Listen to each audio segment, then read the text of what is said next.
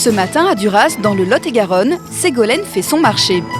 Merci beaucoup. Amatrice de bonne chère, elle privilégie les ingrédients de qualité pour préparer son déjeuner. Ce midi, un risotto. Le risotto, c'est évidemment italien. C'est né dans la plaine du Pô et la légende dit que ça vient même de Venise. Ce seraient les habitants de la Sérénissime qui l'auraient inventé. C'est un plat familial. Les mères de famille faisaient le risotto en mettant ce qu'elles avaient sous la main. La recette, c'est la façon de le cuire, mais après, on met ce qu'on veut dedans. Au poulet, aux champignons, au citron ou même aux asperges, le risotto est un plat onctueux et original, mais pas si évident à réaliser.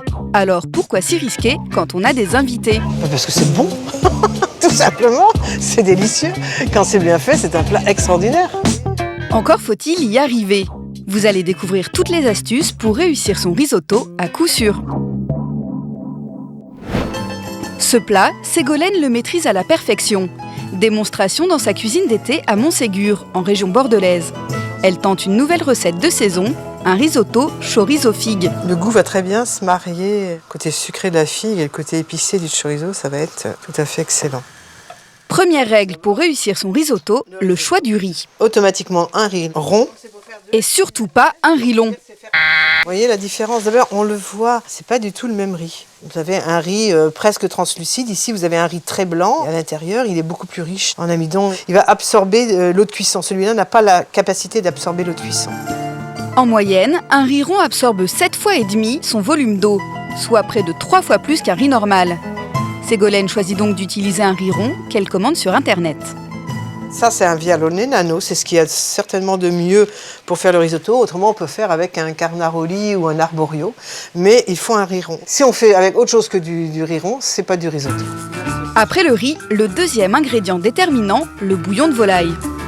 Non, le bouillon cuit tranquillement, le plus doux possible, voilà.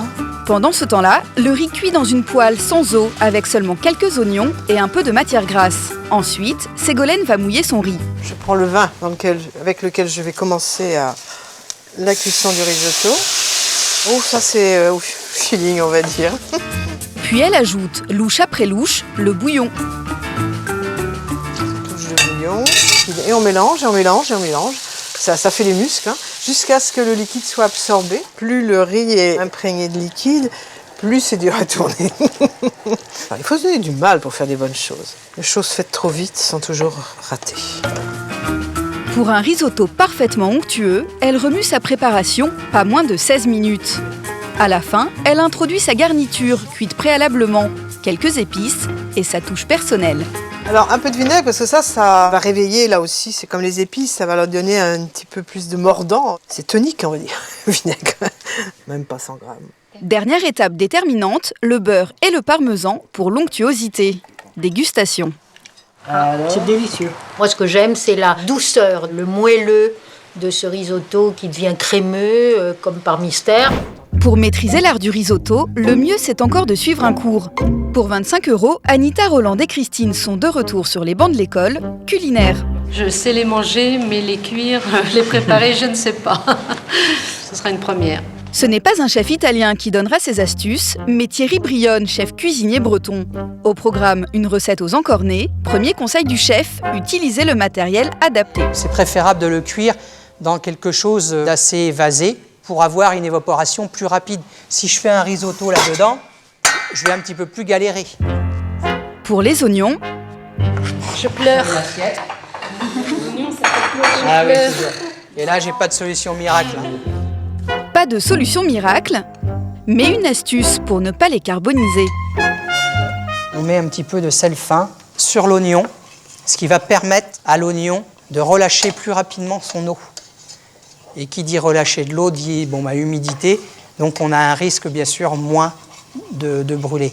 On va ajouter le riz, et là vous mélangez bien, de façon à l'enrober d'oignons et de matière grasse. Là c'est une opération qu'on appelle nacrer le riz. Pour réussir à coup sûr la réduction du vin, Thierry a sa technique. À partir du moment où j'ajoute un alcool, même si c'était du vin rouge, je porte toujours à ébullition pour atténuer l'acidité du vin. Passoire. Si les encornets sont faciles à tailler, Dépêchez-vous, on a faim. et faciles à cuire, le riz, lui, a besoin d'attention. Christine a bien retenu les principales recommandations. Restez près de son risotto, rajoutez systématiquement du bouillon et remuez le contenu sans arrêt. Si on ne tourne pas, ça ne va pas cuire correctement, donc il faut tourner. Si on part ailleurs, là, effectivement, ça va réduire et ça risque d'attacher, quoi. Comme dans cette poêle où le riz a volontairement été délaissé. Résultat, l'amidon reste collé aux parois. Il est trop cuit. On voit que le grain de riz est collant, compact. Ah oui, il faut être attentif. Ça ne devrait pas exister. Je vais au restaurant, on me sert ça, je ne suis pas satisfait. Il est temps de savoir si les précieux conseils de Thierry ont permis aux stagiaires de réussir leur premier risotto. C'est pas aussi beau que le chef, mais ce sera aussi bon. Pourquoi c'est pas aussi beau? Ah bah, je sais pas, là c'est mieux présenté. Il faut créer du volume. Alors, le risotto maison, c'est bon? Très, très bon, délicieux. Je le referai à la maison, ça c'est sûr. C'est pareil, ça à refaire.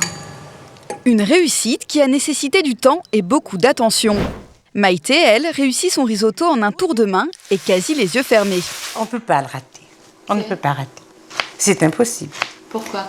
Mais parce que j'ai rien à faire. Une fois que mon risotto est monté, c'est la machine qui fait le reste.